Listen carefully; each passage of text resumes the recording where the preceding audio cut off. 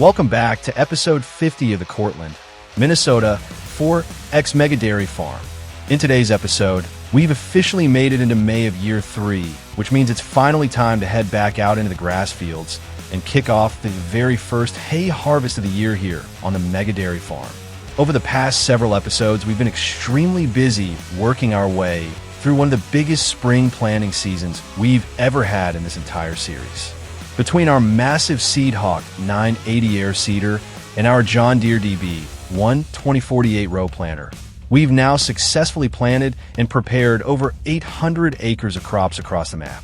At this point, we currently have over 500 acres of corn growing, around 250 acres of wheat, and roughly 60 acres of soybeans, all progressing toward what should become our biggest harvest season yet here on the Courtland Mega Dairy Farm. But alongside all of those row crops, we also have just over 120 acres of grass fields split between two different properties, and over the past 2 years, these grass fields have become one of the most important parts of our dairy operation. These fields are what supply us with the hay and silage needed to help keep all 1,400 of our dairy cows fed throughout the year. And now that we've officially rolled over into May, both of those grass fields have fully regrown and are finally ready for the first cut of year 3. And honestly, this first hay harvest couldn't come at a better time. Over the past several months, our stockpile of hay has started getting pretty low after continuously feeding over 1,400 dairy cows every single day. And if we want to keep our TMR production rolling smoothly, we really need to start rebuilding our hay inventory as quickly as possible. So today we'll be kicking off a massive hay operation as we work on mowing, tedding, and eventually baling over 120 acres of grass so we can continue building up feed reserves for the dairy farm. To kick things off today, I'll jump into the pickup truck and make my way over to the equipment sheds where we'll begin firing up our mowing operation. I'll start by grabbing one of our John Deere 8 R410 tractors, specifically the one equipped with a front 3-point hitch setup, so we can attach our Krone Easy Cut mower setup onto both the front and rear of the tractor. Once the mower setup is attached, we'll head over to Field 24, which is the roughly 60-acre grass field that surrounds the Mega Dairy Farm itself. When we arrive, I'll generate a Courseplay course for the field, and then I'll personally make the first pass around the perimeter of the field myself while using that Courseplay course as a GPS guide. This will give us a chance to make sure all of the mowers are operating correctly before we fully hand the operation over to the hired worker. I'll also be setting the Krone mowers to leave a wide spread instead of placing the grass directly into windrows, because later on we'll be bringing in a tedder to flip and dry all of this grass so it can properly cure into hay before we eventually bale everything up. Once I complete the first perimeter pass and confirm everything is running smoothly, I'll hand the John Deere 8 over to Courseplay so our hired worker can continue mowing the entire 60-acre field automatically while we move on and begin firing up another operation elsewhere on the farm. At that point, I'll jump back into the Chevy Silverado and make my way back toward the mega farm because our massive 250-acre wheat field also needs some attention today. Last fall, we planted our biggest wheat field yet, and now that the crop has started growing this spring, we're beginning to see weeds appearing throughout the field, which means we need to get herbicide applied before the weeds start hurting our yields. To handle that job, I'll fire up our John Deere 4830 self-propelled sprayer, and I'll also hook one of our Kenworth T800 semi-trucks up to our Fruehauf spray tender trailer, which should still have some leftover herbicide from last season stored inside. Before leaving the yard, I'll fully refill the sprayer and then send both the truck and sprayer out to the massive wheat field so we can begin spraying. Once we arrive, I'll generate a new Courseplay course for the sprayer, and just like with the mower earlier, I'll manually make the first perimeter pass myself using the course as a GPS system to ensure everything is working correctly.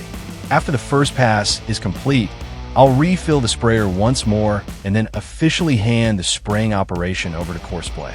From there, I'll jump into Kenworth and head into town so we can fully refill the spray tender trailer with more herbicide before returning back to the field. Once the tender truck is parked beside the field edge, I'll begin creating a brand new AutoDrive refill route that will allow the John Deere 4830 sprayer to automatically leave the field whenever it runs low on herbicide, refill from the tender trailer, and then return back out into the field to continue spraying completely on its own. Using Courseplay together with AutoDrive should allow us to almost fully automate this entire spraying operation, which should save us a massive amount of time moving forward as our operation continues growing larger every single year.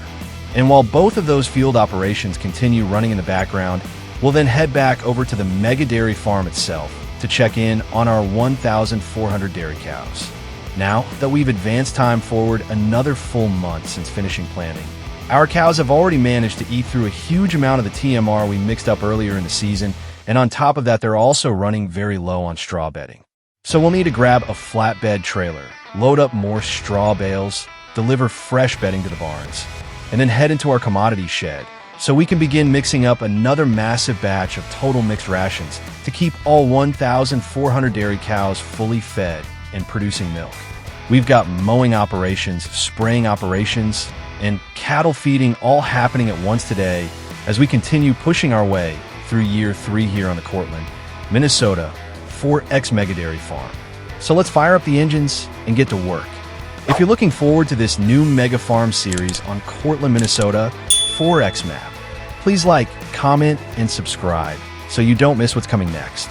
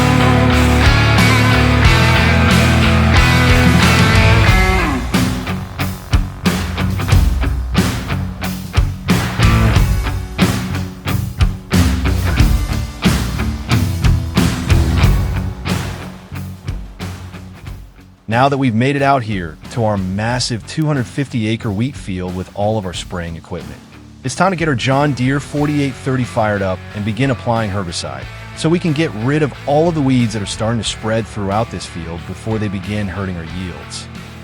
This wheat field is one of the biggest crops we currently have growing on the farm, and with over 250 acres planted here. Keeping this field healthy is going to be extremely important if we want to maximize the amount of grain we're able to harvest later on this year. I've already gone ahead and generated a full Courseplay course for the sprayer But before we fully hand things over to the hired worker, I want to manually drive the first perimeter pass around the field myself, just to make sure everything is running smoothly and the sprayer is applying herbicide exactly the way we want it to. Once we make it all the way around the field and confirm everything is working properly, I'll hand the John Deere 4830 over to the Courseplay worker so it can continue spraying automatically while we jump into the Kenworth T800 and make a quick trip into town. Our Fruehauf spray tender trailer is getting a little low on herbicide, so before this field gets too far along, I want to stop at the local co-op and get the entire trailer fully refilled, so we've got plenty of product ready to keep the sprayer going non-stop through the rest of this huge wheat field. After we get the tender trailer topped back off, we'll return to the field, and I'll get the Kenworth parked as close to the field edge as possible without damaging any of the wheat crop. From there, we'll hop back into John Deere 4830 and ride along with our hired worker until the sprayer makes its way back over beside the tender truck. At that point, I'll pause the worker for a few minutes so I can set up a brand new AutoDrive refill route for the sprayer. Once this route is finished, the sprayer should automatically leave the field whenever it runs low on herbicide, drive itself over to the tender trailer to refill, and then head right back out into the field to continue spraying completely on its own. If everything works the way I'm hoping it will, we should be able to fully automate the rest of this entire spraying operation using Courseplay and AutoDrive together, which should save us a huge amount of time as our operation keeps growing larger every single year. And once the spraying operation is fully running on its own, we'll jump back into the pickup truck and head back over to the mega dairy farm, so we can check in on our grass mowing operation and see how much progress our John Deere 8R and Krone mower setup has made so far on the first hay cut of year 3.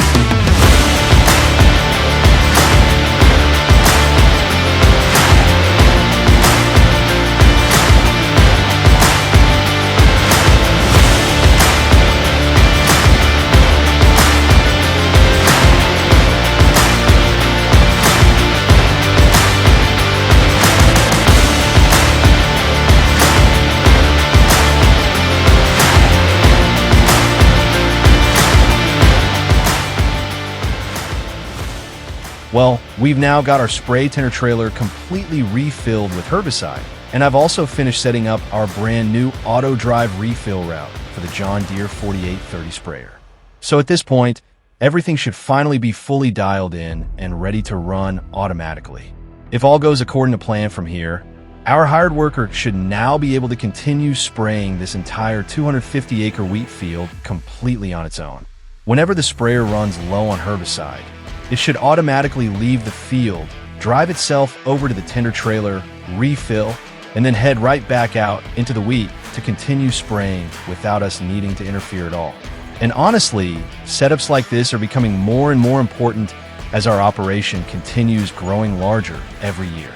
Trying to manually manage over 800 acres worth of field work while also taking care of 1,400 dairy cows would be nearly impossible without Courseplay and AutoDrive helping automate some of these bigger operations.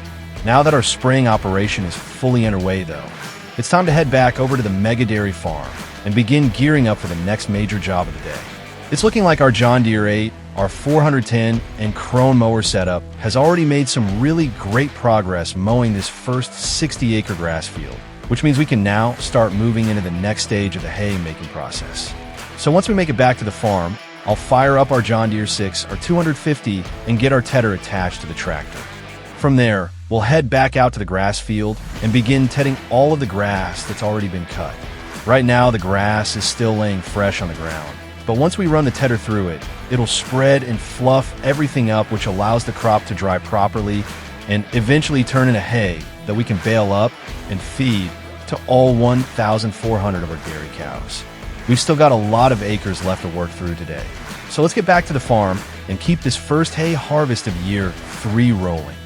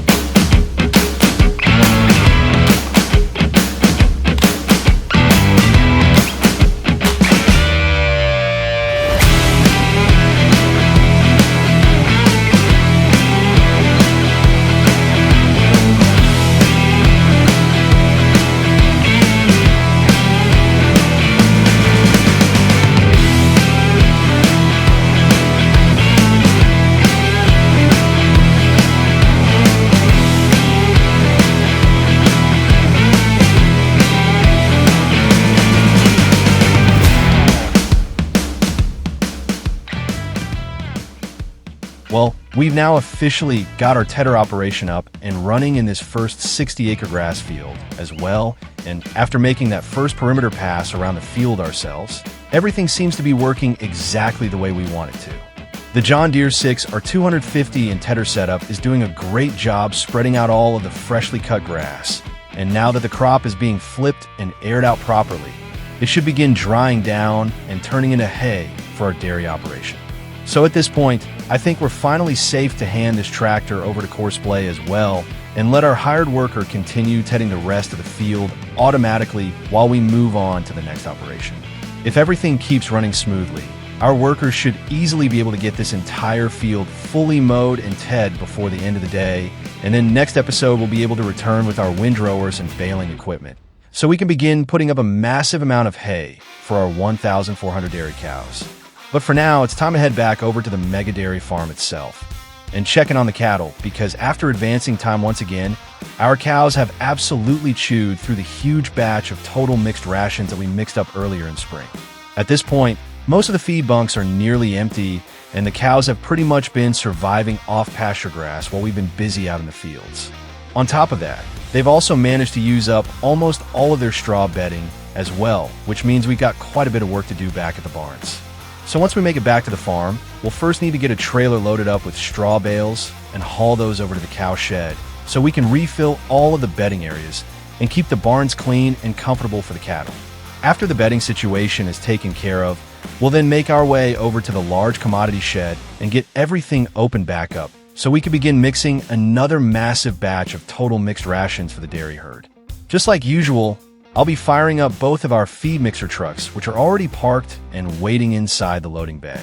From there, I'll jump into our Cat 926M wheel loader and begin loading all of the ingredients in the mixer trucks, including silage, straw, hay, and mineral feed from the different bays inside the commodity shed.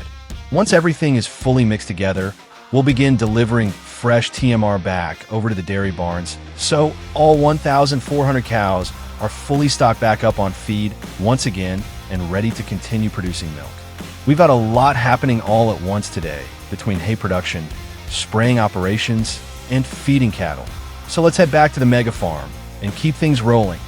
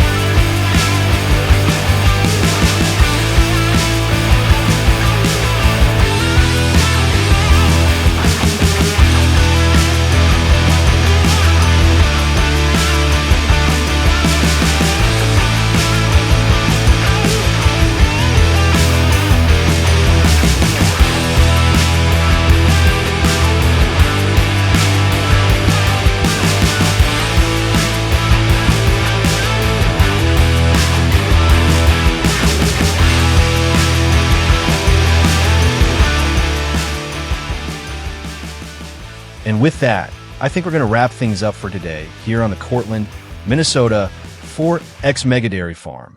We managed to get a ton of work done today as we officially kicked off the first hay harvest of year 3, while also keeping several other operations running across the farm at the same time. By the end of today's episode, our first 60-acre grass field has now been completely mowed, and we've already moved our John Deere 8, our 410, and Krone mower setup over to the second 60-acre grass field, where the hired worker has already begun cutting the next field as well. Meanwhile, our John Deere 6, our 250, is still out in the first field working through the tedding operation and continuing to dry all of that freshly cut grass down into hay, so it'll be ready for the next stage of the harvest process. Over in our wheat field, our hired workers successfully managed to finish spraying the entire 250-acre field with herbicide using the John Deere 4830 sprayer and AutoDrive refill setup. Once the field was completely finished, we sent all of that spraying equipment back to the mega farm and got everything shut down for the night. And to finish off the episode, we're back here inside the commodity shed, continuing to mix up another massive batch of total mixed rations for all 1,400 of our dairy cows, so we can keep the entire herd fully fed and producing milk. Next episode, we'll continue working through our first hay harvest of year 3 as we begin windrowing all of the hay and start gearing up to finally begin baling everything up. Thanks so much for watching. If you enjoyed today's episode, be sure to like, comment, and subscribe so you don't miss what's coming next. And I'll catch you guys in the next one.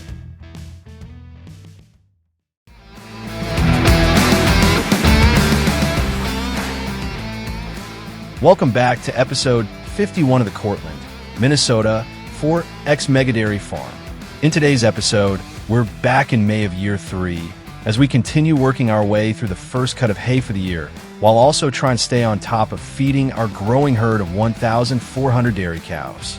Over the past few episodes, we've been extremely busy around the farm as we worked our way through one of the biggest spring seasons we've had yet here on the Mega Dairy Farm. We spent a huge amount of time out in the fields planting and preparing crops, and by the time all of that work was finished, we had managed to plant over 800 acres across the farm. We now have over 500 acres of corn growing, around 250 acres of wheat growing, and another 60 acres of soybeans planted as well. At this point, everything has now emerged and begun growing, and we're slowly starting to shift away from planting season and begin tackling some of the other jobs around the farm. Now that we've officially moved into May, it also means our grass field have reached full growth once again, which means it's finally time to kick off our first cut of hay for year 3. Currently, we own just over 120 acres of grassland, and that's split up between 2 different fields. The first field comes in at around 60 acres and sits directly behind our farmyard, while the second field sits right across the road and also comes in at around 60 acres in size. Last episode, we officially kicked off our first cut operation by firing up our John Deere 8, our 410, and getting our Krone Easy Cut mowers attached, so we could begin mowing down our first grass field. While we had the mowing operation running, we were also working on several other jobs around the farm at the same time. Besides getting started with hay season, we also found ourselves back inside our large commodity shed, trying to keep up with feeding our dairy cows. Throughout our long spring planting season, our cows had managed to completely eat through the large stockpile of total mixed rations we had made earlier, and by the end of the last episode, they had pretty much switched over to feeding only from the pasture. We managed to get some more TMR mixed up and delivered, but we're still a long ways away from getting the feed trough fully stocked back up, and honestly, that's becoming pretty important because we've now reached 1,400 dairy cows, and those cows are going through feed incredibly quickly. To kick things off today, we'll be hopping into our Chevy Silverado and making our way back out to our grass fields so that we can check in on the progress from the last episode and see how our workers have been getting along. Last episode, we managed to get this first 60-acre grass field completely mowed, and after wrapping up the mowing operation, I fired up our John Deere 6, our 250, and got our tedder attached, so we could start flipping all of the freshly cut grass over and allow it enough time to dry out and begin turning into hay. Since then, our hired worker has managed to finish tedding this entire field, which means we've officially reached the next stage of the process, and this first field should now be completely ready to start windrowing. I'll begin by jumping into the John Deere 6R and bringing it back over to the mega farm so we can get the tedder detached and parked back inside of our equipment shed. From there, we'll head over and get our Krone Swadro windrower attached, and then we'll head right back out to this first field. Once we arrive, I'll generate a brand new Courseplay course, and then I'll manually make the first pass around the field myself, just to make sure everything is working correctly and that our windrow width is looking good. I want to make sure we're leaving nice clean rows behind because eventually we'll be following behind all of this with our John Deere round baler. I like to make things as efficient as possible once we begin baling. After I get around the field and make sure everything looks good, I'll then hand the tractor over to our hired worker and let Courseplay take over so it can continue windrowing this entire 60-acre field while we move on to the next operation for today. At that point, we'll head back over to the mega farm because we've still got quite a bit of work left to do when it comes to feeding our dairy cows. Last episode, we managed to mix up a decent amount of total mixed rations and deliver some truckloads over to the dairy barn. But even after all of that work, we're still nowhere near where I'd like our feed levels to be. Now that we've grown to 1,400 dairy cows, these animals are absolutely flying through feed, and honestly, every time we advance time, it feels like our feed trough drops significantly. So before things get too low, I'd really like to spend some time today getting our feed stockpile built back up and hopefully get our cows set up with enough feed to last us quite a while. Before we continue mixing any more TMR, though, we're first going to need to make a quick trip into town because we're almost completely out of mineral feed. We've still got huge amounts of silage, straw, and hay sitting inside of our commodity shed, but without mineral feed, we really can't continue producing any more total mixed rations. So I'll fire up our old international truck and make a run over to the local co-op where we'll purchase another load of mineral feed and haul it back to the farm. Once I make it back, I'll get everything unloaded into the commodity shed, and then we'll hop into our Cat 926M, we'll load her, and begin loading all of our ingredients into our feed mixer trucks once again. We'll begin loading silage, straw, hay, and mineral feed into both of our mixer trucks and continue sending load after load over to our dairy barn until we can get the feed trough filled back up. While we're handling all of that, though, the rest of our operation should continue moving right along in the background. Our John Deere 6R should be continuing to windrow this first field, while over across the road our John Deere 8, our 410, should still be making some really good progress mowing down our second 60-acre grass field as well. If everything goes according to plan by the time we finish taking care of our cows and getting their feed situation under control, our hired workers should either have this first field fully windrowed or be getting very close to wrapping things up. At that point, we'll start gearing up for one of my favorite parts of hay season because I'll head over and get our John Deere 561, our round baler, all hooked up and ready to go so that we can finally head out into the field and begin making our very first hay bales of year 3. We've got a lot happening today between taking care of our cows, preparing over 120 acres of hay ground, and keeping everything moving here on the mega dairy farm. So let's fire up the engines and get to work. If you're looking forward to this new mega farm series on Courtland, Minnesota, 4X map, please like, comment, and subscribe so you don't miss what's coming next.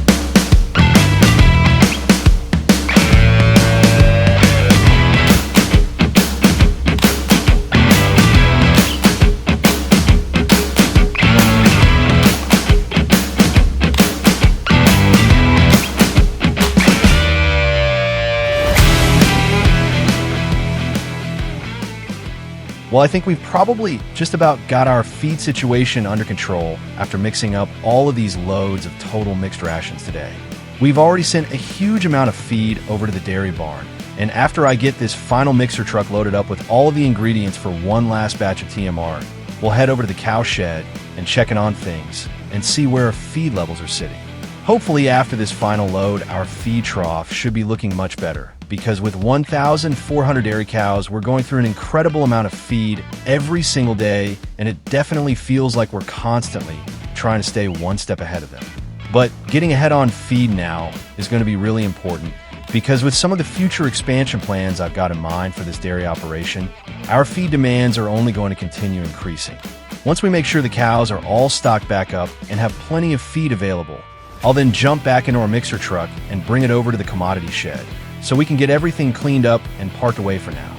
I'll get both of our mixer trucks put back in their loading bays, park the Cat 926M wool loader, and then get the large commodity shed all closed back up until we need to return and mix more feed again in the future.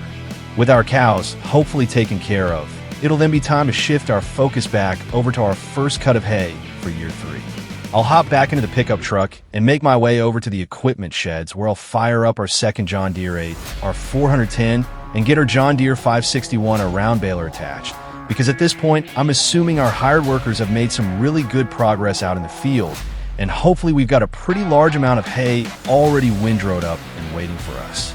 But before we can officially start baling, it looks like we've got one more small problem to take care of, because after checking over the baler, I noticed we're running pretty low on bale twine. So I'll get the tractor parked next to the fuel pump so we can get topped off while we're away, and then I'll jump back into the pickup truck and make a quick run into town to stop by the dealership so we can purchase a couple pallets of fresh bale twine. Once we get back to the field, I'll get the baler fully refilled and finally begin making our first hay bales of year 3. We should have a massive amount of hay waiting on the ground already, and with over 120 acres of grass between these two fields, we should end up producing hundreds of large round bales that we'll eventually haul back and stockpile here at the mega dairy farm. Considering how much feed our dairy cows consume now, and with even bigger expansion plans coming up very soon, every single bale we can produce today is going to help us continue building up our feed reserves and keep this operation growing. Let's get back to work.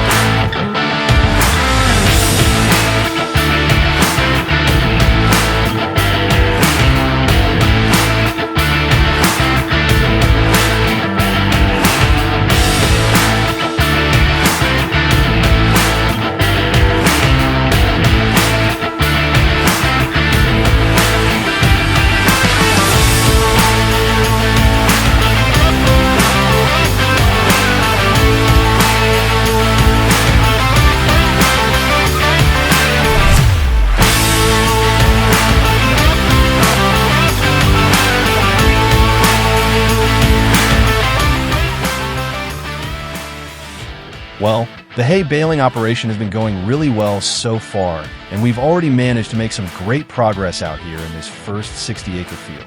I've now finished baling both of the headland passes around the outside of the field, and we've already produced quite a few bales, which is a really good sign considering we've still got the majority of this field left to go. At this point, I think we're far enough along that I can start handing some of these operations over to our hired workers and begin shifting my focus over to the next jobs that still need to get done today.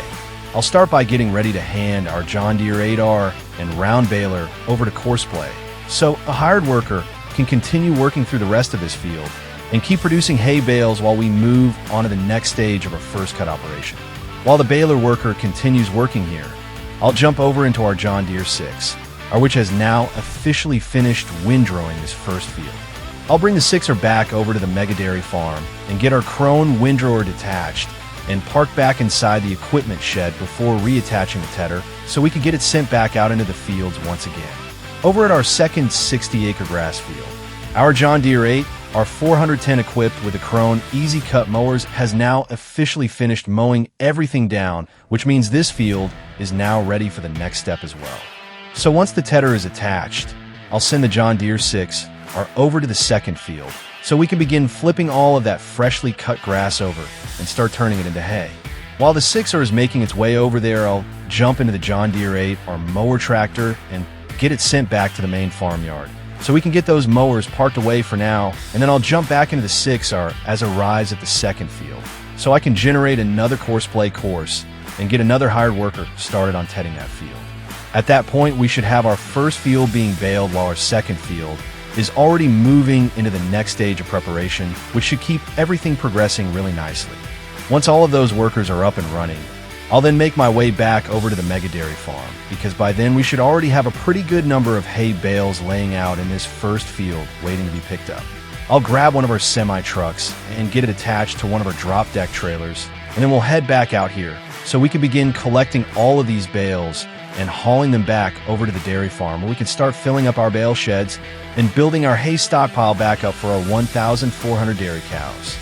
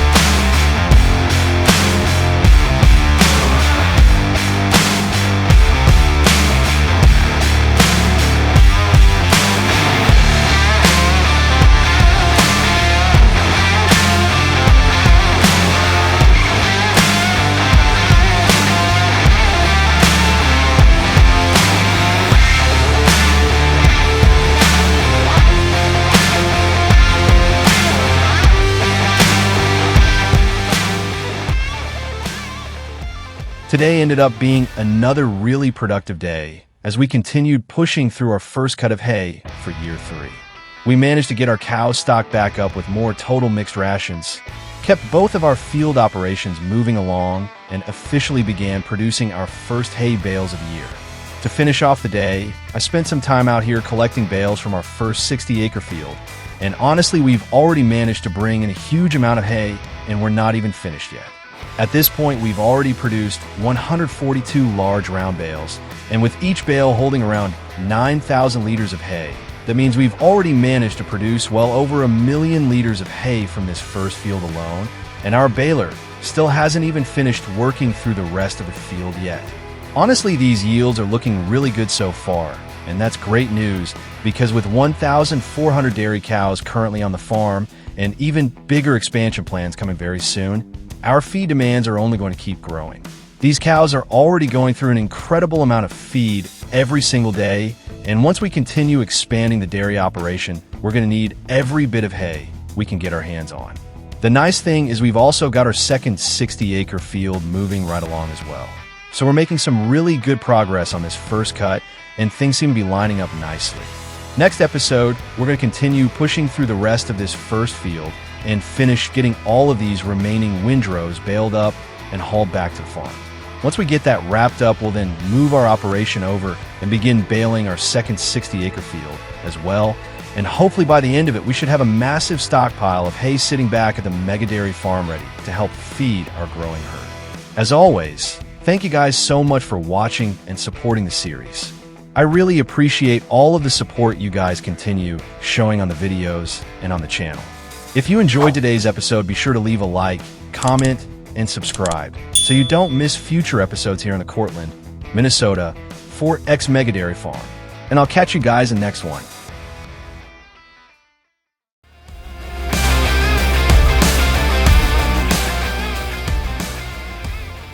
Welcome back to episode 52 of the Courtland, Minnesota 4X Mega Dairy Farm.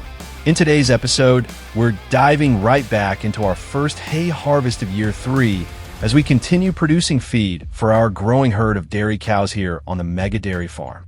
Over the past several episodes, we've been extremely busy working our way through another spring season here in Courtland, Minnesota.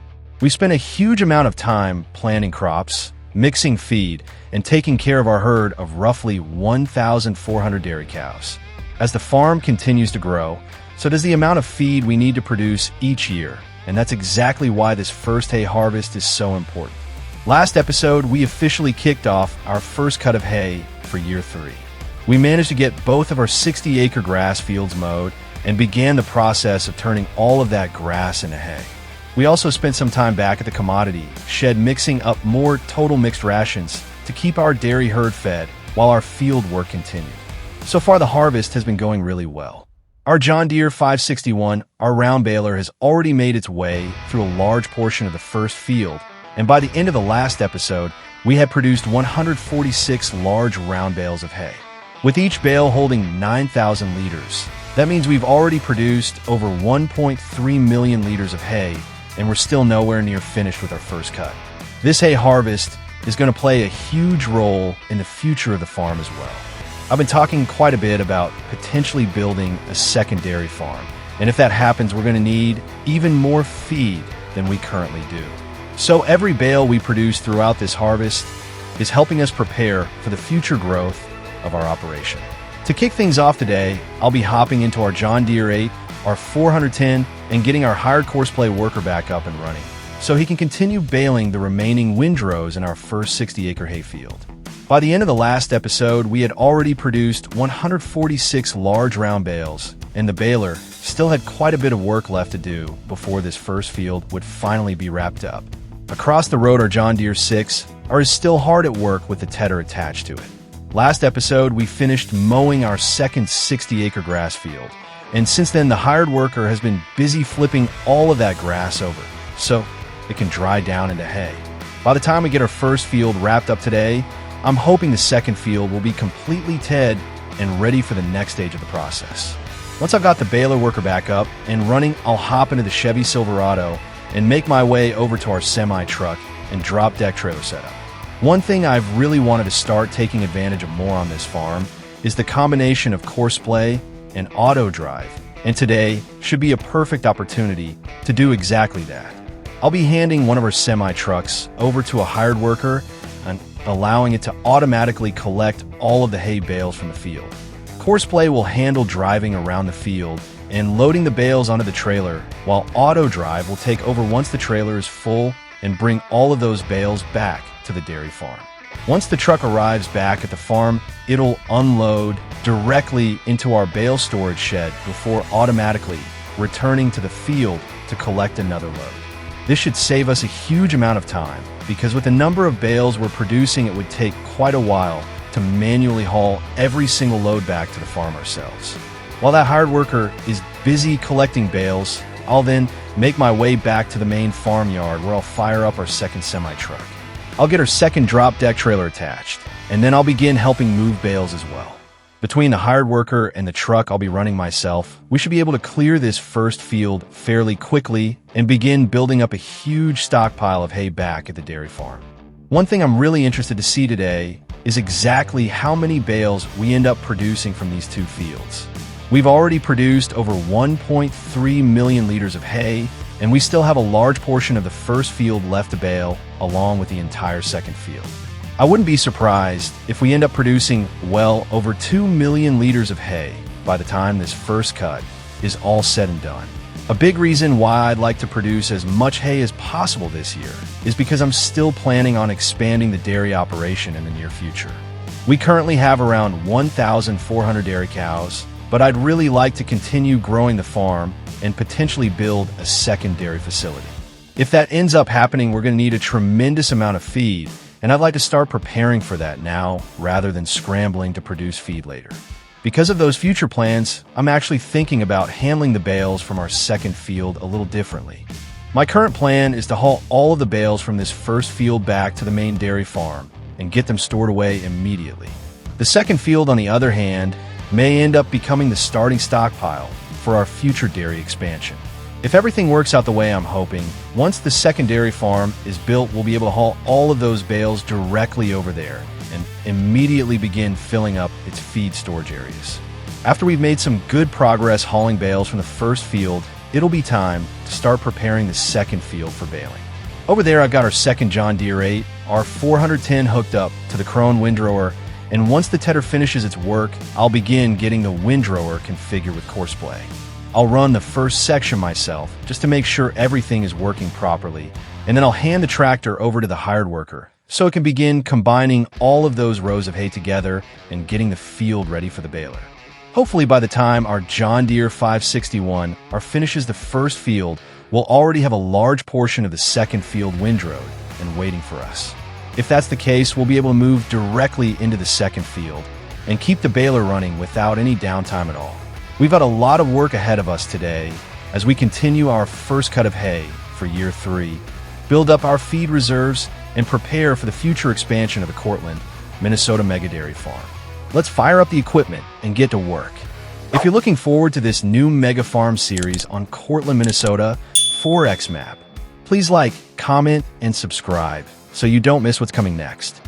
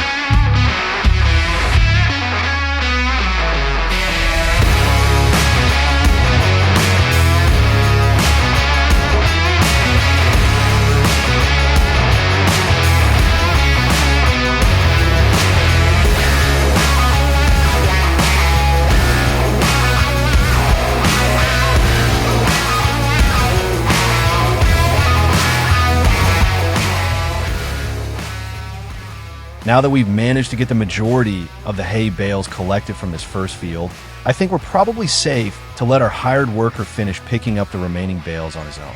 At this point, I'd like to start shifting our focus over to the second field, so we can keep the rest of this hay harvest moving forward. Let's hop into our John Deere 8, our 410, that's currently waiting beside the second field with the Krone windrower attached.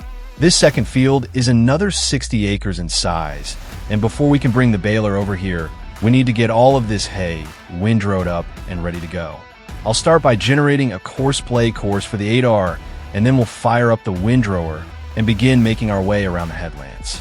While we're doing that, our John Deere 6R has been hard at work with the tedder, and it looks like it's just about finished flipping the last of the hay in this field.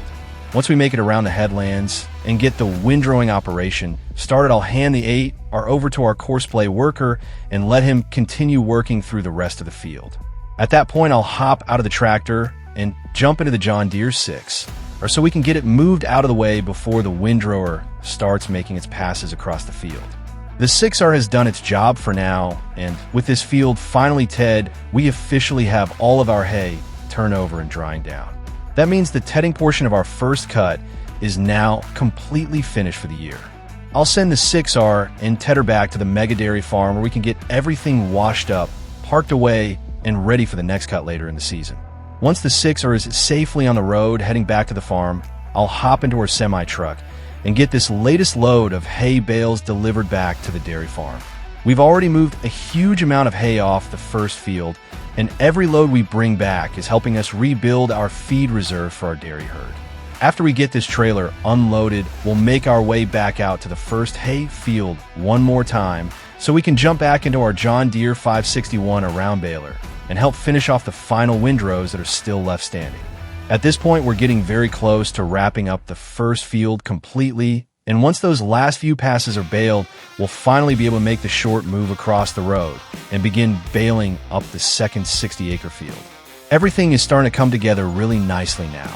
We've got workers collecting bales, another worker preparing the second field, and we're getting closer and closer to having our entire first cut of hay harvested.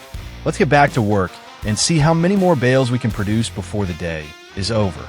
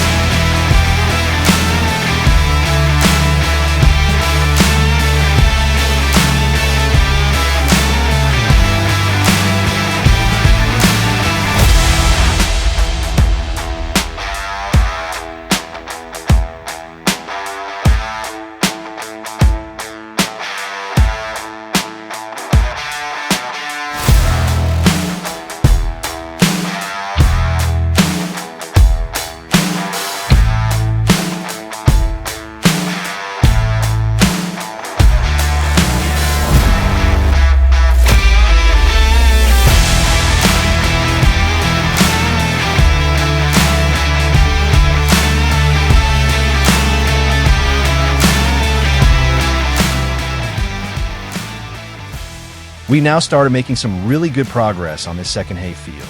I managed to get the John Deere 561 or round baler moved across the road and into the field, and so far things have been going pretty smoothly.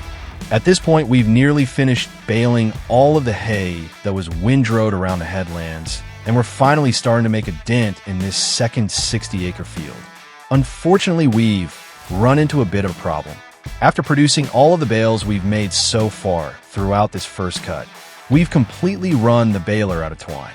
I knew we were starting to get a little low after finishing the first field, but I was hoping we'd be able to squeeze out a few more bales before having to stop and refill. So before we can continue any further, I'll need to hop into the Chevy Silverado and get it brought over to the field.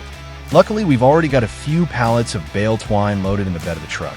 So once I pull up next to the baler, we should be able to get it refilled fairly quickly and get right back to work. While we're stopped though, I've been keeping an eye on our remaining twine supply, and honestly we're getting pretty close to running out completely. This second field is producing a huge amount of hay, and after everything we've already baled from the first field, I don't think the twine we currently have on hand is going to be enough to finish the entire harvest. Once I get the baler refilled, I'll hand it back over to a hired worker so he can continue making bales while I take care of another important job. I'll jump back into the pickup truck and make a quick trip into town to visit the local dealership and purchase a couple more pallets of bale twine. I'd much rather make the trip now than run completely out of twine later when we're deep into the field and making great progress. The last thing I want is for our baling operation to come to a complete stop because we don't have enough supplies to finish the job. Hopefully a couple more pallets will give us more than enough twine not only to finish this second field, but also leave us with a little extra inventory for future hay harvest later in the year. We should still have another cut of grass coming up, and I'd rather be prepared ahead of time than find myself scrambling for twine again. Once we get back from town and the baler has a fresh supply of twine, we'll jump right back into the harvest and continue turning all of this windrowed hay into bales. We've already produced a massive amount of feed from this first cut, and by the time this second field is finished, I think we're going to be looking at some very impressive numbers for the mega dairy farm.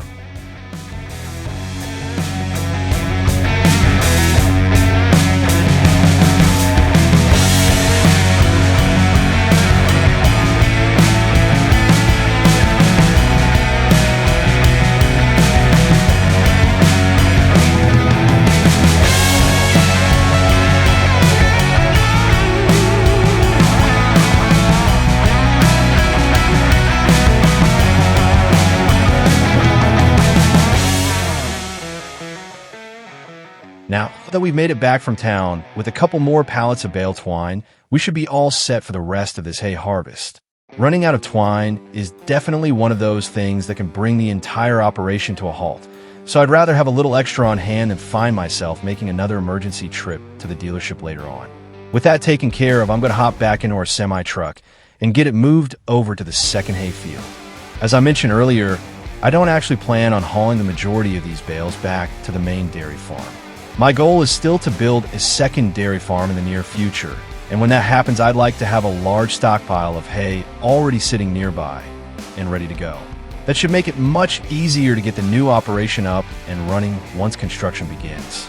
That being said, I do need to move some of these bales out of the way. The baler and windrower are starting to get into the main portion of the field now, and some of the bales sitting around the headlands are beginning to create obstacles when the equipment turns around at the end of each pass.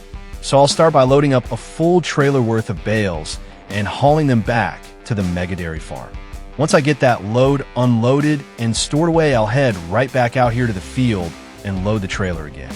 This time though, instead of hauling the bales all the way back to the farm, I'll simply park the fully loaded trailer along the field edge and leave it there for now. That way the bales are out of the way of our equipment, but they're still close by and ready to be moved whenever we eventually begin construction on the second dairy farm. Once the bale situation is under control, it'll be time to turn our attention back to the field work. I'll hop into John Deere 8, our 410 that's currently running the Krone windrower, and dismiss the hired worker so I can take over myself. The worker has done a great job so far, and by this point should have well over half of the field windrowed for us already. From there, I'll work on finishing off the remaining passes and getting the rest of this 60-acre field prepared for baling. While watching the workers, I've also noticed that both the windrower and the baler have been leaving behind a few small patches of hay at the ends of some passes. It's nothing major, but with a field this large, all of those little missed spots can add up to quite a bit of hay. So once the main body of the field is fully windrowed, I'm going to spend a little extra time cleaning up those missed areas. I'll gather everything into a few additional windrows, and then once the baler finishes working through the main rows, we'll circle back and bale up those cleanup windrows as well. At this point, we're getting very close to having our entire first cut harvested, and every bale we add to the total is helping build up our feed reserves for the dairy herd. Let's get back to work and see how many more bales we can produce before wrapping up this first hay harvest of year 3.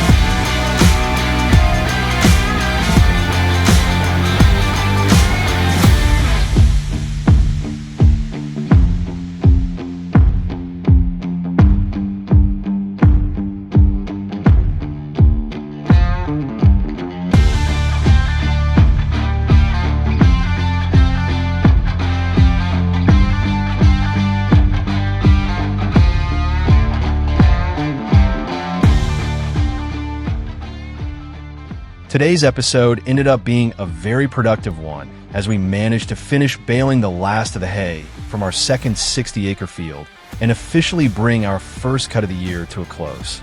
Between both fields, we ended up producing just over 400 large round bales, which is an incredible amount of feed and should go a long way towards helping support our growing dairy operation. For now, the bales from this second field are going to stay right where they are. As I've mentioned throughout the episode, my goal is still to build a second dairy farm in the near future, and when that happens, these bales will give us a great head start on building up feed reserves at the new location. Rather than hauling everything back to the main dairy farm and then eventually moving it again, we'll simply leave these bales here until construction begins and then haul them directly over to the new farm. We've still got a huge amount of grain sitting inside of our silo complex back at the farm, and it's finally time to start turning some of that grain into cash. Next episode, we'll begin selling off our grain reserves and hopefully bring in a pretty substantial payday. Once we know exactly how much money we're working with, we'll start scouting out potential locations for our secondary farm and begin figuring out exactly where we want to build the next major expansion of our operation. It's something I've been looking forward to for quite a while now, and I think we're finally getting close to making it happen. As always, thank you all so much for watching and supporting the series. If you enjoyed today's episode, be sure to leave a like, drop a comment, and subscribe if you're new to the channel. Thanks for watching, and I'll see you guys in the next episode as we begin planning and preparing for the biggest dairy expansion this farm has ever seen.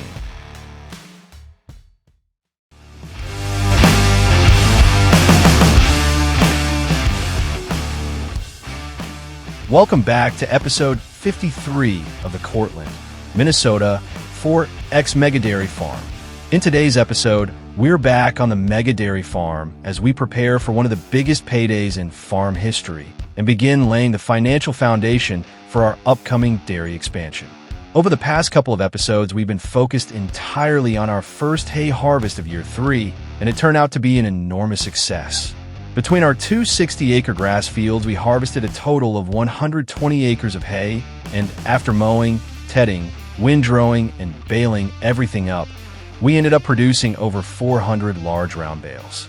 Each of those bales holds 9,000 liters of hay, which means we finished the harvest with more than 3.6 million liters of hay. That's an incredible amount of feed, and it's going to play a major role in supporting our dairy operation moving forward.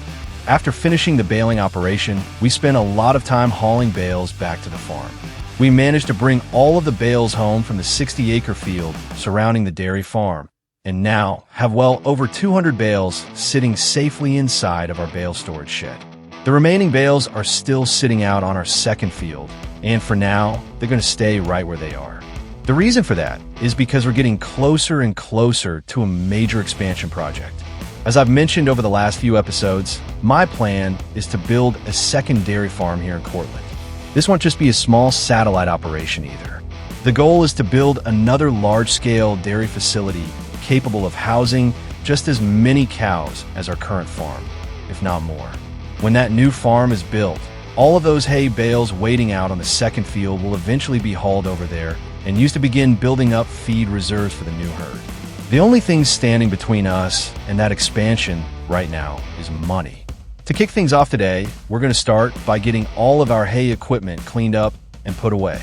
Over the last several episodes, we've had tractors, mowers, tedders, windrowers, and balers spread all over the farm. And now that the first cut is officially complete, it's time to get everything washed up and parked back inside the equipment sheds until we need it again later this year. Once the equipment is cleaned up, today's real objective begins. We're going to start liquidating a large portion of the inventory we've been holding on to over the last several months. First up will be our milk operation. Our herd of roughly 1,400 dairy cows has continued producing milk nonstop, and we've now accumulated over 300,000 liters sitting in storage waiting to be sold. To handle that operation, I'll be firing up one of our Kenworth T800 semi-trucks and attaching our Walker food-grade tanker trailer. I'll load the tanker with milk and then configure the truck on AutoDrive so it can continuously run between the dairy farm and the local dairy sell point. Once it unloads the milk in town, it'll automatically return to the farm, refill, and head back out again. That should allow us to keep milk moving all episode long while we focus on other tasks around the farm. While the mill truck begins making its first trip into town, I'll continue making my way around the farmyard, getting all of our hay equipment cleaned up and put away. I'll start with our John Deere 561, our round baler, since that was the last piece of equipment we used during harvest. After that, we'll move onto the Krone windrower, the tedder, and finally our Krone mower setup. Once everything is washed and parked away, it'll be nice to finally have the equipment yard looking organized again after how busy things have been lately. As I'm moving equipment around the yard, I'll also be keeping an eye on our milk truck. One thing I'm really interested in seeing today is just how quickly our milk inventory disappears. With over 300,000 liters sitting in storage, it's going to take quite a few trips before everything is sold off, and every load that leaves the farm is going to add a little more money to our account. Once the hay equipment is all put away, it'll be time to switch our attention over to grain. Sitting inside our silo complex is just under 600,000 liters of soybeans that we've been holding since the year 2 fall harvest. We sold all of our corn last winter, but decided to hold onto the soybeans and wait for prices to improve. Thankfully, that patience seems to be paying off because soybean prices have continued climbing throughout the spring, and now that we've reached late June, we're looking at some of the best prices we've seen in quite a while. To handle the soybean hauling operation, I'll get our remaining 3 semi-trucks hooked up to our Merit hopper bottom trailers.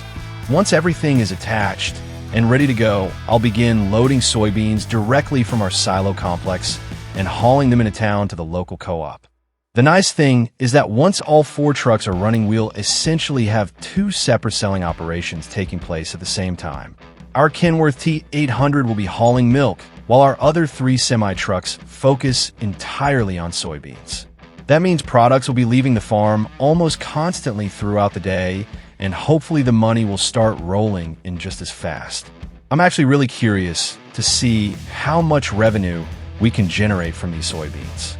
We've been holding on to them for a long time now, and with nearly 600,000 liters sitting in storage, there should be some pretty significant money tied up in those bins.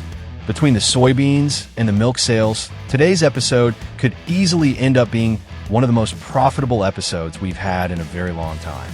As the trucks continue hauling, I'll periodically check back in on the farm to monitor our inventory levels and keep an eye on the market prices. I want to make sure we're maximizing our profits and getting the most value possible out of everything we're selling today. I'm also going to start doing a little bit more planning for our upcoming dairy expansion.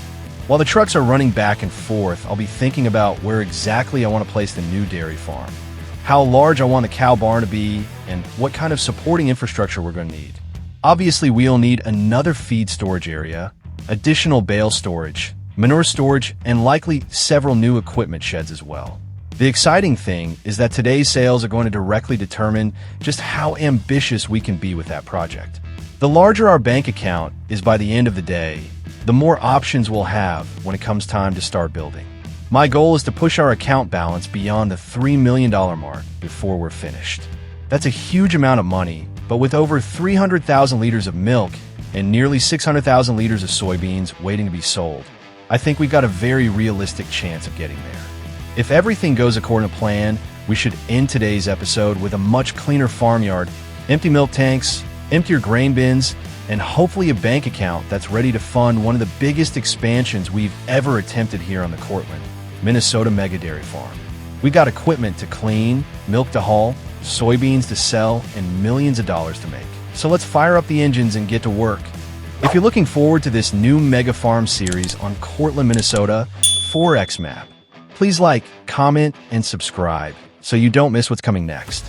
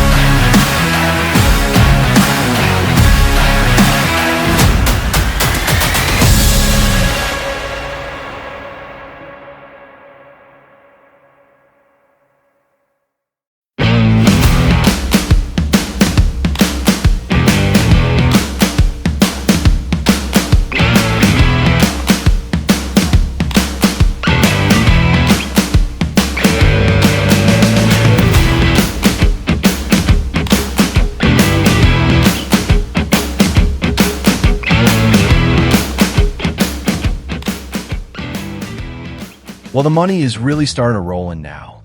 Since the beginning of the day, we've already managed to bring in around $1 million in sales, and with all 4 of our semi-trucks constantly moving products out of the farm, our account balance has been climbing faster and faster with every load that leaves the yard. At this point, we've already sold off a little over half of our soybean inventory, and our milk hauling operation has been making some excellent progress as well. The Kenworth T800 has been running almost non-stop between the dairy farm and town, and it's already hauled away roughly a third of the milk stockpile we had built up from our 1,400 dairy cows.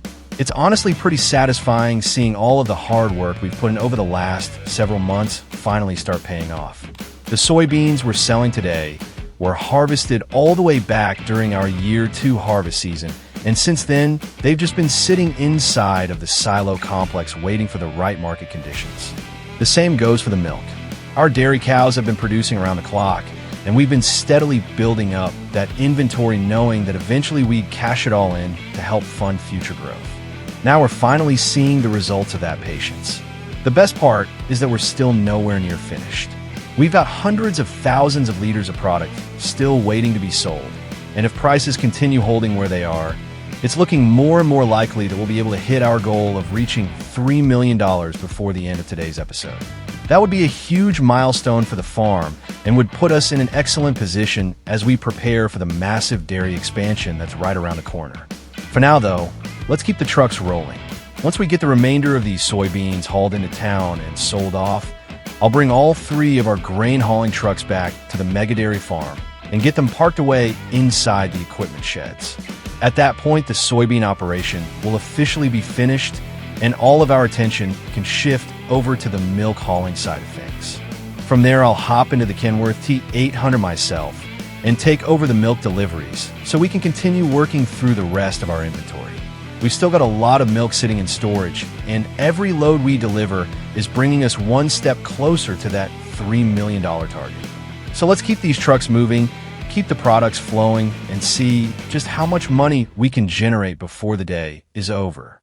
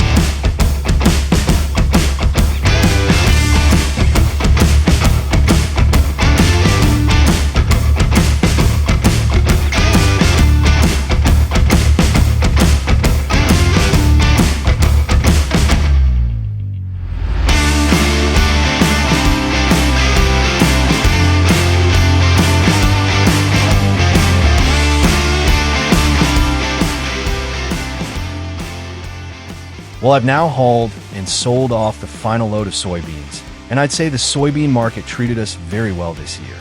After selling nearly 600,000 liters of beans from our year 2 harvest, we've managed to push our bank account all the way up to roughly $2,800,000.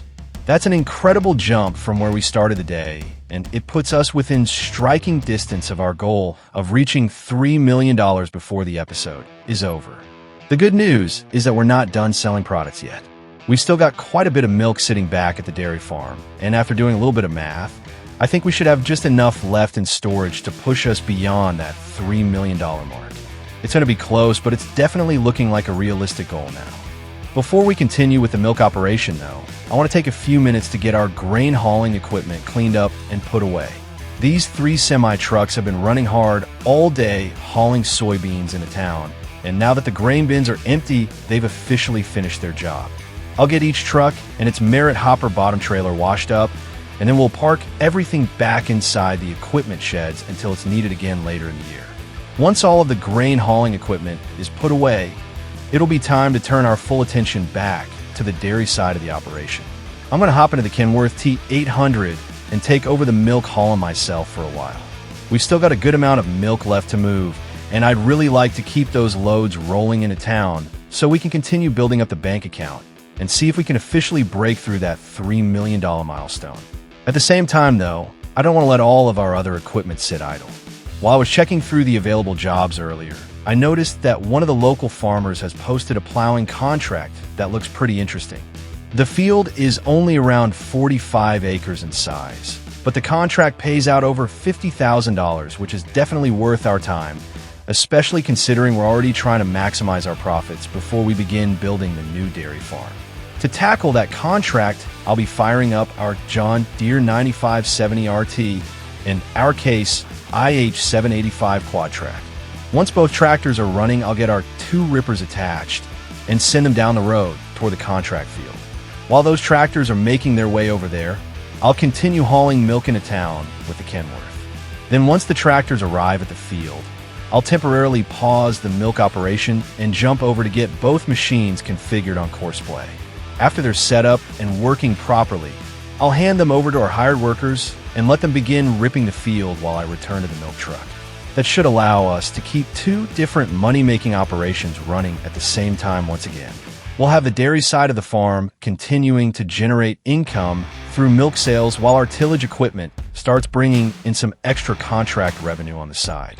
If everything goes according to plan, we should be able to finish selling the majority of our remaining milk while simultaneously making some great progress on the plowing contract.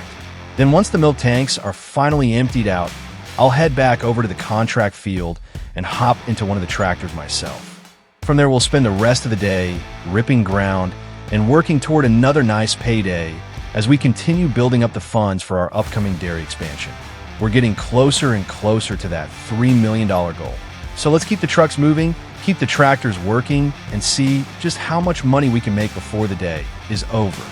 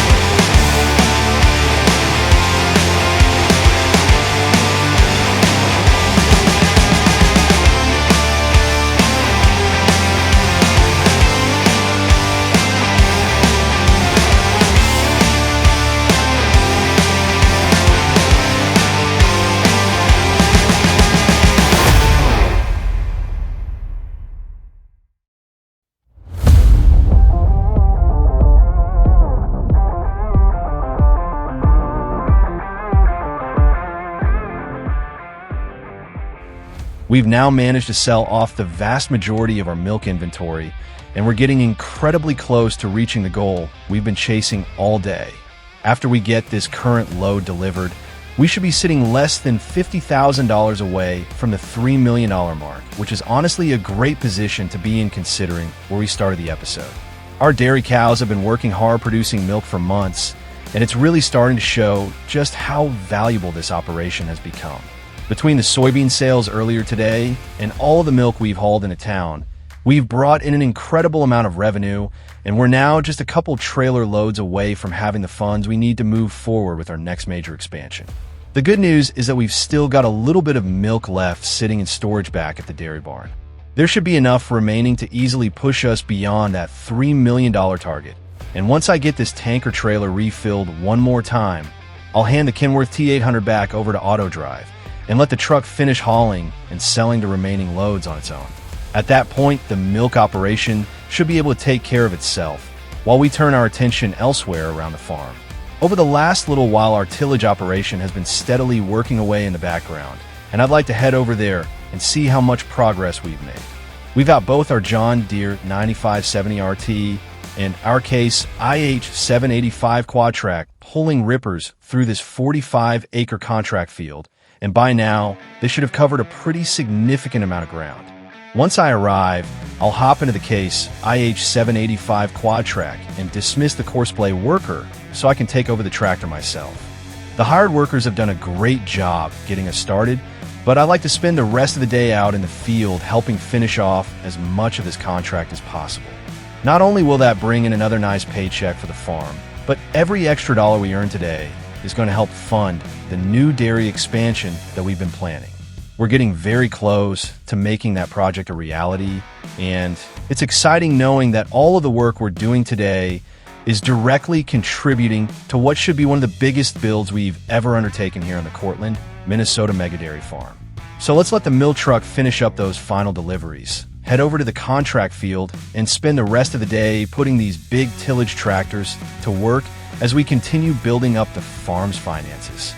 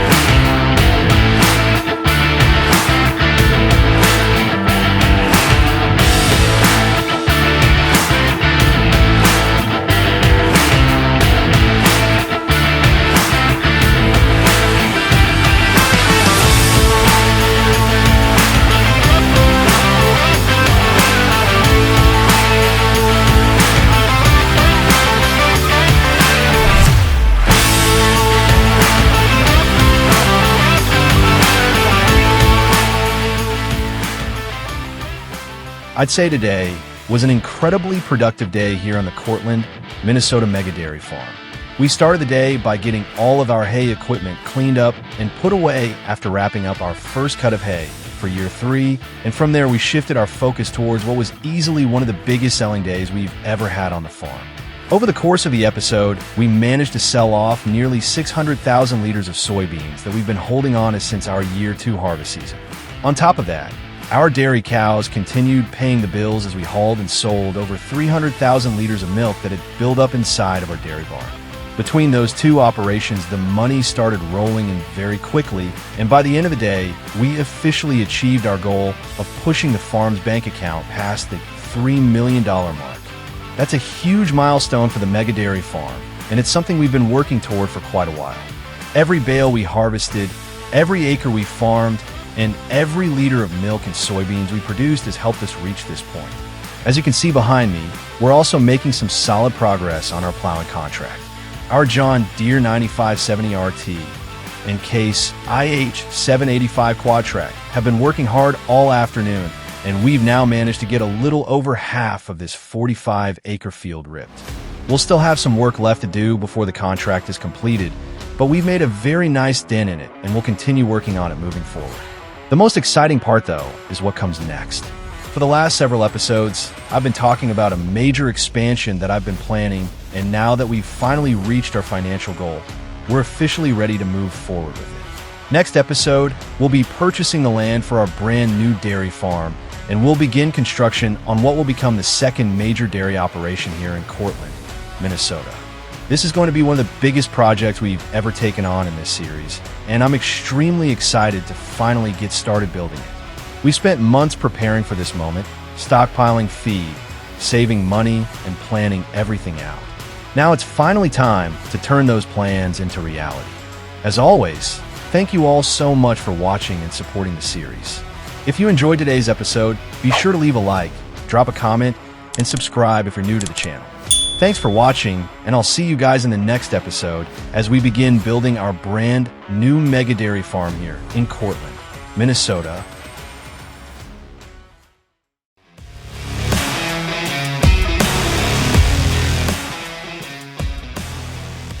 Welcome back to episode 54 of the Courtland, Minnesota 4X Mega Dairy Farm.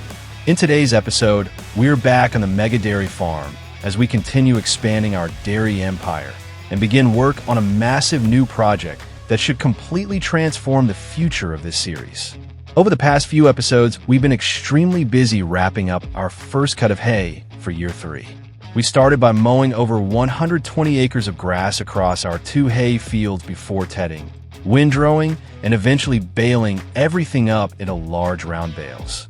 By the time we finished baling both fields, we had produced over 400 large round bales containing more than 3.6 million liters of hay. After the hay harvest was completed, we began hauling the bales back to the farm. We managed to get all of the bales from the fields surrounding our current dairy farm collected and stacked away inside our storage sheds, while the remaining bales were left on our second 60-acre field for a future project that I've been hinting at over the past several episodes. In the last episode, we shifted our focus away from field work and turned our attention toward raising money for that upcoming expansion. We started by cleaning up all of our hay equipment and putting it away before beginning a massive selling operation. Our dairy cows had produced over 300,000 liters of milk, and we still had nearly 600,000 liters of soybeans sitting in storage from the previous harvest season. Throughout the day, we kept our fleet of semi-trucks busy hauling milk and soybeans into town, and by the end of the episode, we had sold nearly everything.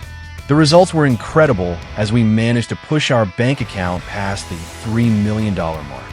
While the trucks were hauling products, we also started a plowing contract on the side, which should help to bring in even a bit more profit that'll be used to fund this new project. Now that we've successfully built up over $3 million in the bank, we finally have the money needed to move forward with the biggest expansion we've attempted so far on the Courtland Mega Dairy Farm. The plans for our second dairy operation are beginning to come together, and today we'll take the next steps toward turning those plans into reality. To kick things off today, we'll be hopping back into the Case Quad-Track 785 that's sitting right behind me, so we can continue working on this plowing contract and get it completely wrapped up before we begin construction on our brand new mega dairy farm. Last episode was all about raising money for this expansion, and thankfully everything went according to plan. After selling off nearly 600,000 liters of soybeans and over 300,000 liters of milk, we managed to push our bank account beyond our goal of $3 million. That was a huge milestone for the farm because it finally gives us the financial backing needed to move forward with one of the biggest projects we've attempted so far in this series. While our semi-trucks were busy hauling the final loads of milk into town during the last episode, we decided to get a bit of a head start on this plowing contract. I fired up both the Case Quadtrac 785 and the John Deere 9570 RT and got them hooked up to our 2-ripper setups. The Case is pulling our Case 87511 shank ripper, while the John Deere is running the John Deere 2729 shank ripper. Together, these two tractors have already done a great job working through this field, and at this point we've managed to rip up well over half of the 45 acres. So we'll start today by getting both tractors back to work and finishing off the remaining passes. Once we get this field completely ripped up, we'll be able to cash in the contract and collect one final payment before shifting our attention to the new dairy farm build. The contract itself is worth over $50,000, so it's not going to completely change our budget, but every dollar is going to help considering how ambitious today's project is going to be. Once the final acre has been ripped up, I'll begin moving both tractors back toward our original mega dairy farm. I'll get them set up on AutoDrive and send them down the road while I hop into the Chevy Silverado that's parked here on the field edge. Before we start building anything, we'll stop and cash in the contract so we can officially collect our payment and see exactly how much money we're going to have available for today's expansion project. From there, we'll make our way over to the new piece of land that I've selected for the second dairy farm. The property we're looking at is Field 41, which just so happens to be located only a short drive from where we're working right now. This field covers roughly 47 acres and should give us plenty of room to build the kind of dairy operation I've been envisioning for quite a while now. The field itself is going to cost us around $400,000, and because we're currently completing a contract for the farmer who owns it, we'll actually receive a small discount on the purchase price. It's not a massive savings, but considering how quickly money can disappear during a construction project like this, I'll take every dollar I can get. Now, even though we're building a second dairy farm today, that doesn't mean our original farm is going anywhere. The current mega dairy farm will continue operating exactly as it has been. We'll still have our existing dairy barn, our feed operation, our equipment sheds, and all of the infrastructure we've spent dozens of episodes building. Think of this new farm more as a major expansion of the overall dairy operation rather than a replacement for the farm we already have. The reason we're building this new facility separately is because I want to go much bigger than what we could realistically fit at our current location. I've got plans for a brand new dairy barn that should hold nearly twice as many cows as our current barn, and if everything works out, this new facility could eventually become the centerpiece of our entire dairy operation. Alongside the new barn, we'll also be building a massive pasture area so the cows have plenty of room to roam and graze in addition to the TMR we'll be feeding them. We're also going to be constructing a brand new bale storage facility unlike anything we've used before in this series. This building is capable of storing well over 7,000 bales and will serve as the primary storage location for the hay and straw wheel need to support this expansion. With the amount of feed these cows are going to consume, having a dedicated bale storage system is going to be absolutely essential. This new dairy farm has been in the planning stages for quite a while now, and today we're finally going to start turning those plans into reality. We've got a lot of work ahead of us as we finish this contract, purchase new land, and begin building what could become the largest dairy facility on the entire map. Let's fire up the engines and get to work. If you're looking forward to this new mega farm series on Courtland, Minnesota 4X map, please like, comment, and subscribe so you don't miss what's coming next.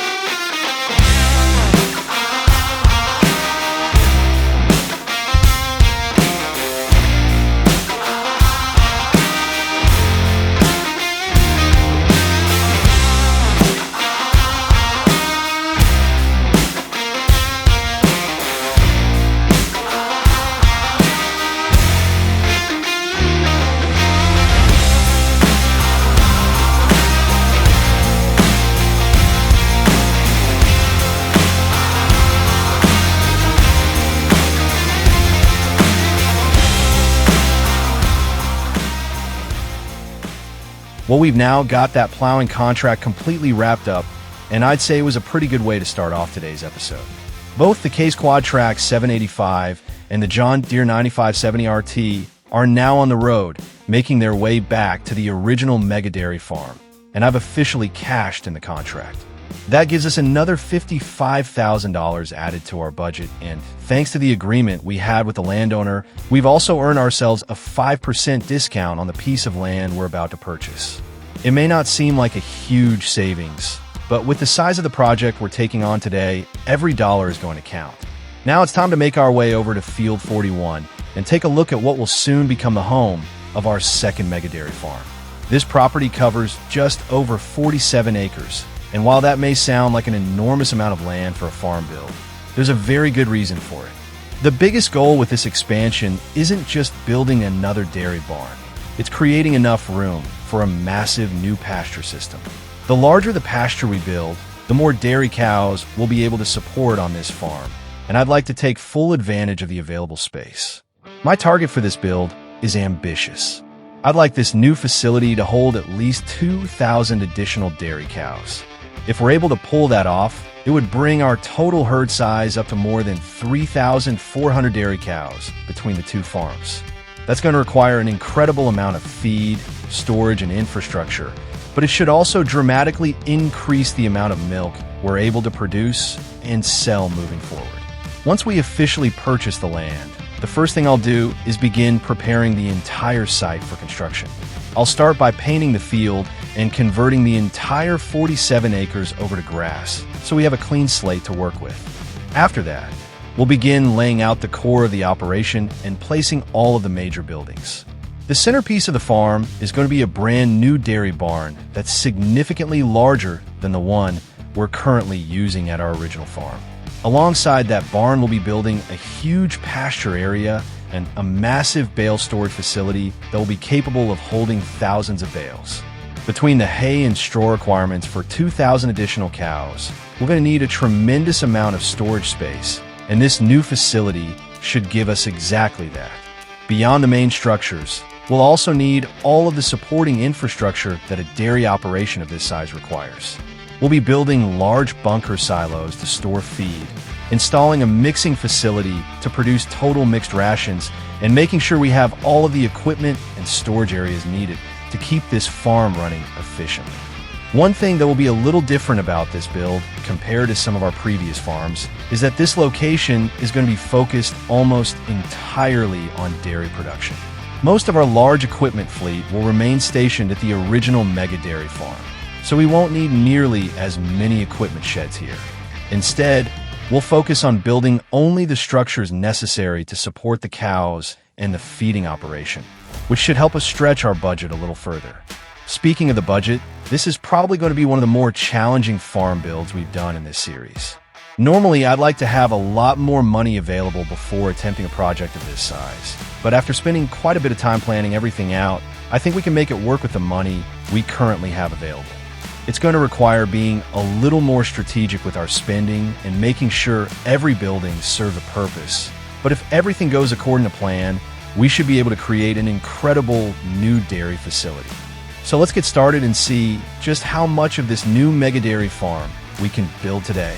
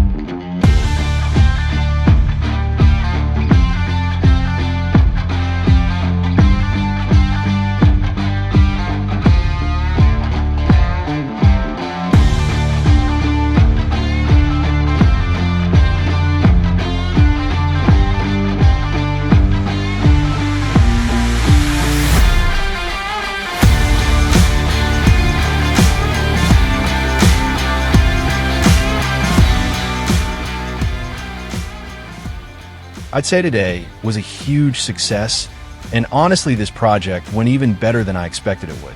We started the day by finishing up our plowing contract, collecting the final payment, and then making our way over to Field 41 to begin work on what has become the biggest expansion we've ever undertaken here on the Courtland, Minnesota Mega Dairy Farm. When we first started planning this secondary farm, I wasn't entirely sure if we'd have enough money to get everything built the way I had envisioned it. We worked extremely hard over the past several episodes, selling off milk, soybeans, and anything else we could have built up our budget, and thankfully all of that hard work paid off. Not only were we able to purchase the land, but we also managed to get the entire farm fully built, and we're still ending the day with over $364,000 left sitting in the bank account. That's a pretty good position to be in considering the size of this project. The new dairy facility turned out exactly how I was hoping it would. We got our massive new dairy barn constructed along with the huge pasture area, and together, they're capable of holding 2,049 dairy cows, which was almost exactly the number I was targeting when I started planning this expansion. Once we eventually get this barn filled up, we'll have over 3,400 dairy cows between our two farms, which is just an incredible amount of cattle. On top of the dairy barn, we also managed to build the massive new bale storage facility, which is going to play a huge role in keeping this operation supplied with feed. We added multiple silage bunkers, 4 harvest store silos, a new commodity shed, and all of the infrastructure we'll need to mix up huge amounts of total mixed rations for these cows. We even had enough money left over to add a few equipment sheds, so we have somewhere to store the equipment that will be dedicated to this farm. Overall, I'd say everything came together very nicely, and this farm is now set up with a really solid foundation for the future. Now, the next challenge is actually getting this place operational. While we do still have $364,000 remaining in the bank, we're going to need to start purchasing some additional equipment, and eventually we'll need to start bringing dairy cows into the new barn. I have a feeling we may end up taking out a loan at some point during that process, but honestly I'm not too concerned about that. Once both dairy farms are fully stocked with cows and producing milk, I think the amount of income we'll generate from milk sales alone should allow us to pay that loan back very quickly. Next episode, we'll begin taking the next steps toward getting this farm up and running. We'll start looking at the equipment we'll need, work on getting feed moved into place, and hopefully begin preparing for the arrival of our new dairy herd. After spending all day building this place, I'm really excited to finally start seeing it come to life and begin producing milk. For now, though, I'd say this was a very successful day. We managed to build an entire second mega dairy farm, stayed under budget, and created a facility that has the potential to completely transform the future of this series. As always, thank you all so much for watching. If you enjoyed today's episode, make sure to leave a like, subscribe if you're new to the channel, and let me know in the comments what you think of the new dairy farm expansion. Thanks for watching, and I'll see you all in the next episode.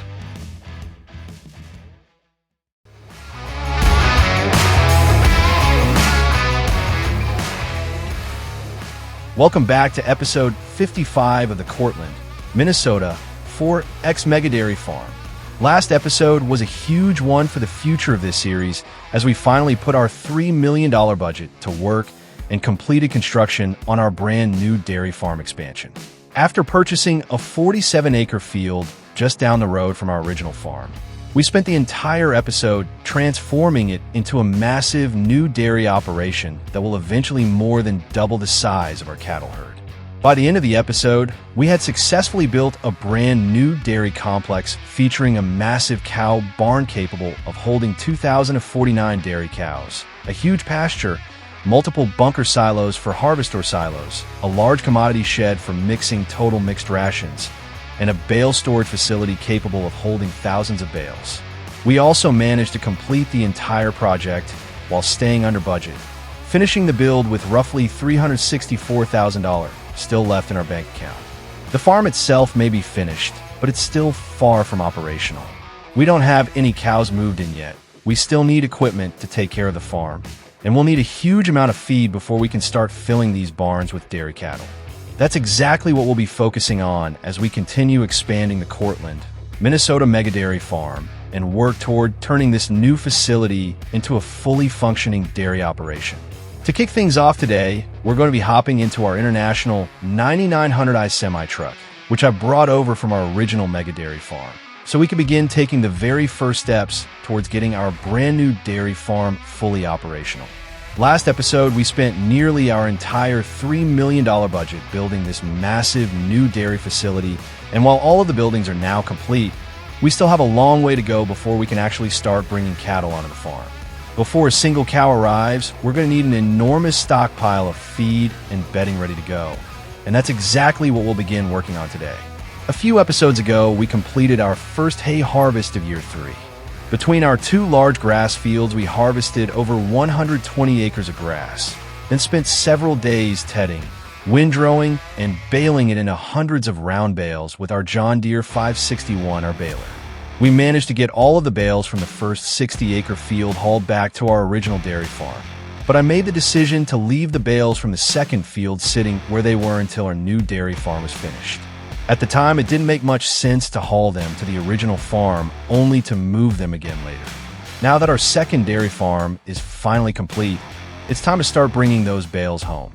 Currently, we still have 156 hay bales sitting out on this second 60-acre field waiting to be collected. That's a massive amount of feed just sitting out here, and every one of these bales is eventually going to help feed the thousands of dairy cows we'll have across both farms. To start things off, I'll be loading up the first few trailer loads myself and hauling them back to the new dairy farm. This will also give me a chance to make sure everything is working correctly at the new bale storage facility before we start bringing in large amounts of product. While I'm hauling those first loads, I'll also be working on setting up and modifying several AutoDrive routes. My goal is to automate as much of this process as possible because hauling 156 bales manually is going to take quite a bit of time. Once all of the routes are dialed in correctly, our hired workers should be able to load a full trailer of hay bales directly from the field, haul them across the map, drive through our new bale storage facility, and unload automatically. After unloading, they'll head all the way back to the field and repeat the process until every last bale has been collected.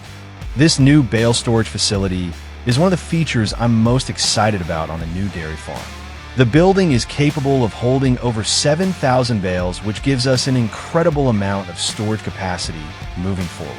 Right now, it'll mainly be filled with hay and straw, but eventually we'll be stockpiling massive quantities of feed for both dairy farms inside this building. Getting these first 156 bales moved over is really the beginning of filling up this entire facility. Once the bale hauling operation is running smoothly, and I'm confident the hired workers can handle the rest, I'll hop into the Chevy Silverado pickup and make my way back to our original dairy farm.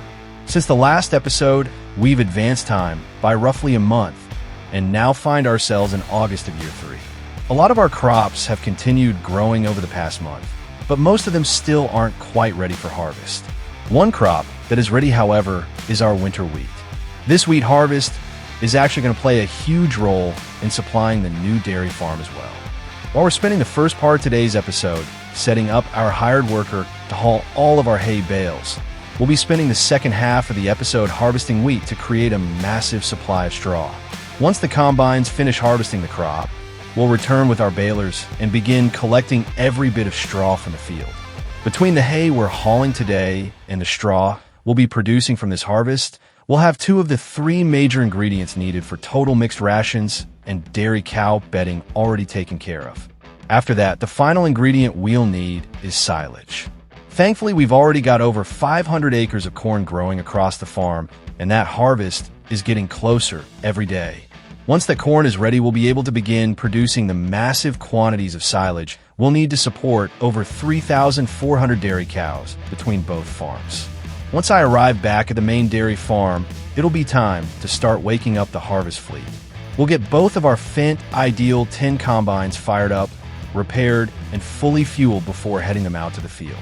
I'll also be hooking our Case Quad-Track 785 up to the Brent Avalanche 1596 auger wagon, while bringing 3 semi-trucks out of storage and attaching our Merit hopper-bottom grain trailers.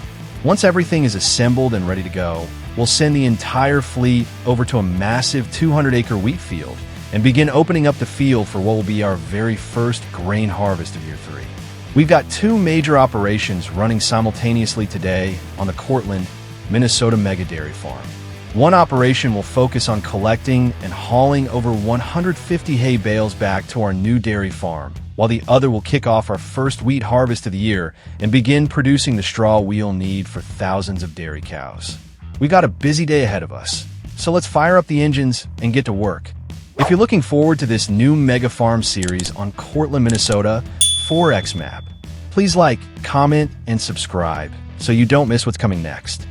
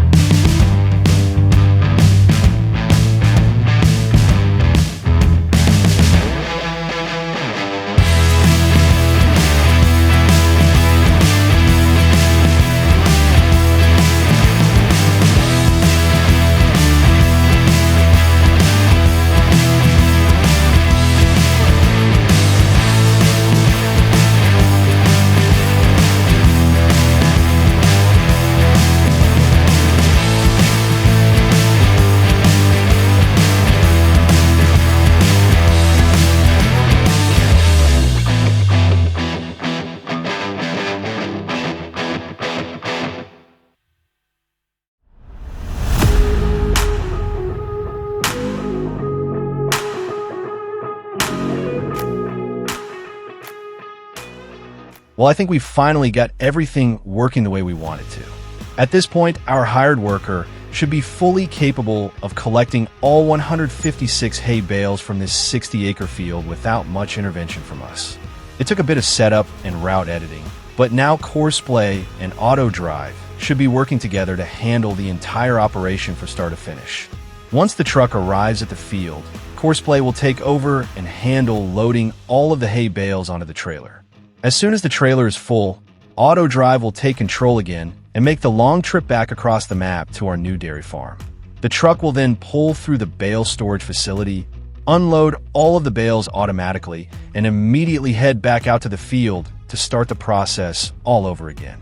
If everything continues working properly, we should have all 156 bales collected and stored away by the end of the day without having to touch the operation again. With the bale hauling operation now running on its own, it's time for us to turn our attention toward the next big job of the day, and that's our first grain harvest of year 3.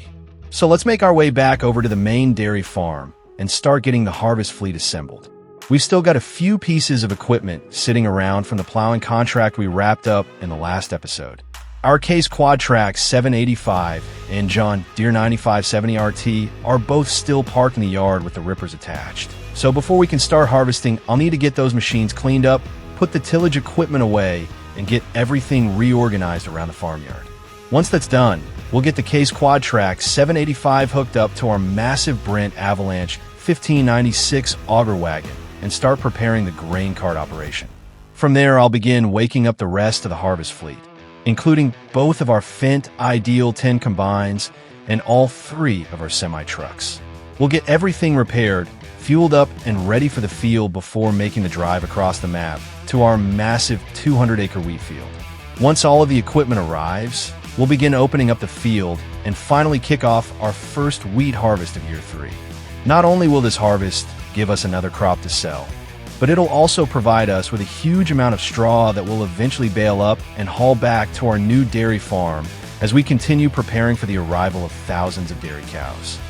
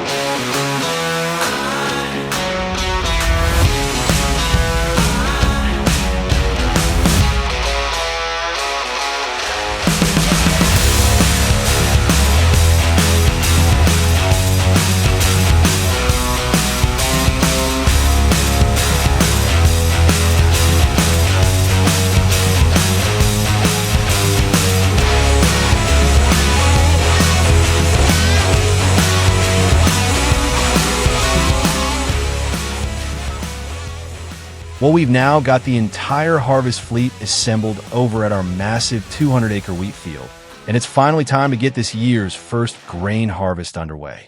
Both of our Fendt Ideal 10 combines are in position. The Case Quadtrac 785 is hooked up to the Brent Avalanche 1596 auger wagon, and all three of our semi-trucks are standing by with the Mara hopper-bottom grain trailers ready to start hauling grain. As I was getting everything prepared, though, I did run into a bit of an unexpected issue with our combines. Up until now, we've been running the Fruehauf Extreme Flex Razor 50-foot headers on both machines, and while they've worked fairly well in some situations, I quickly discovered they weren't going to be the best option for this field. These headers actually come from the Nexat DLC and are designed specifically to be used on the Nexat machine. When mounted on our Fendt combines, they seem to sit just a little too low to the ground. And because this field has some uneven terrain around the edges, I was having trouble getting the headers to feed the crop consistently without digging into the ground. Rather than fighting with the setup all day, I decided to make a quick equipment change off camera. I've swapped both combines over to a pair of 40-foot Fendt PowerFlow headers. They're a little smaller than the 50-foot headers we've been running, but they attach properly to the combines and seem to handle the uneven ground much better. We really only have this 200-acre wheat field and a 50-acre soybean field left to harvest with Draper headers this year, so I don't think losing a little bit of width is going to hurt us too much. I'd much rather have a setup that works reliably than spend the entire harvest dealing with header issues. Now that everything appears to be working properly, it's time to get these combines configured on Courseplay and start chewing through some acres. I'll begin opening up the field and getting both machines established on their harvesting routes while keeping a close eye on how everything performs. For the moment, I'm also going to leave the straw swaths disabled. Since this area of the field is where our trucks and auger wagon will be operating, I don't want straw windrows causing unnecessary traffic issues while we're getting organized. Once the combines move farther into the field and past our loading area, I'll reactivate the straw swaths so we can leave as much straw behind as possible. With the size of our new dairy farm expansion, every bale is going to matter, and I'd like to recover as much straw from this field as we can.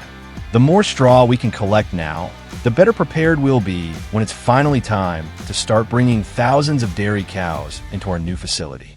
For now, though, let's get these combines moving and kick off our first wheat harvest of year 3.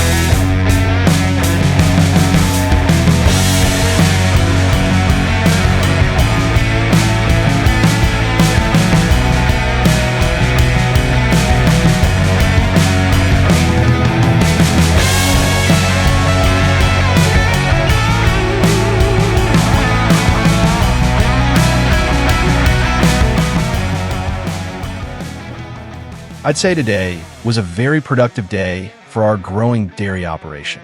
Not only did we get our first grain harvest of year 3 underway, but we also took another major step toward getting our brand new dairy farm fully operational. The automated bale hauling system worked even better than I expected, and while we focused on harvesting wheat, our hired worker managed to collect and haul all 156 hay bales back to the new dairy farm. Those bales are now safely stored away inside our massive bale storage facility and will eventually become a huge part of the feed supply for the thousands of dairy cows we'll be bringing in over the coming episodes. Over here in the wheat field, things have been going really well too. We're now just under halfway finished harvesting this massive 200-acre field, and we've already hauled a tremendous amount of grain back to the farm. The yields coming off this field have been much better than I was expecting, and if they continue like this through the rest of the harvest, we should end up with a very impressive amount of wheat stored away in our silos by the time this field is finished. One thing that has become pretty clear throughout today's harvest, though, is that our combines are producing grain faster than I anticipated. Running 2 Fendt Ideal 10 combines with only a single auger wagon has definitely kept me busy, and there have been several moments where I've struggled to keep up with both machines at the same time. Going into this harvest, I was hoping we could get by with just the 1 auger wagon, especially since we won't be doing a huge amount of combining this year, as a lot of our acres are dedicated to producing silage for our 2 dairy farms. But after seeing how this wheat harvest has gone so far, I'm starting to wonder if it might be worth investing in a second auger wagon. We already have the John Deere 9570 RT sitting back at the farm, and it wouldn't take much to get another grain cart setup running alongside our Case Quadtrac 785. So let me know down in the comments what you think. Do you think it would be worth purchasing a second auger wagon, or should we stick with the single cart setup and save the money for other upgrades around the dairy farms? Next episode, we'll continue working through the rest of this 200-acre wheat harvest, haul even more grain back to the farm, and hopefully finish opening up this field. Then we'll be one step closer to getting all of the straw baled and bringing even more feed supplies back to our new dairy farm. As always, thank you all so much for watching. If you enjoyed today's episode, make sure to leave a like, subscribe if you're new to the channel, and I'll see you all in the next episode.